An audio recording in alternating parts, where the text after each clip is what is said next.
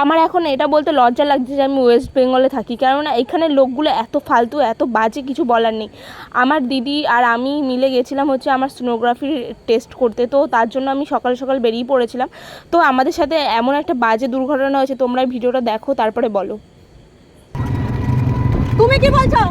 এরকম এরকম কি করছো? এগুলো কেন করছো? ইয়ার কি মারো রাস্তাঘাটে? রাস্তায় দাঁড় করিয়ে ভিডিও ইয়ার কি মারো মেয়েদেরকে? অসভ্য লোকজন ভূত দেখাচ্ছে আবার। ভিডিওতে আমি পুরোটা দেখাতে পারলাম না, যেহেতু মানে ওখানে আমার সিচুয়েশানটাও খুব খারাপ ছিল। তো আমাদের ওইখানে লোকটাকে দাঁড় করিয়ে পিটানো উচিত ছিল। এত ফালতু লোক, কিছু বলার নেই। মুখটা আমি ওনার তুলতে পারিনি, বাট আমার মুখটা ভালো করে মনে আছে। নেক্সট টাইম যদি আমি লোকটাকে দেখি তাহলে অবশ্যই মানে মারধর তো হবেই খুবভাবে।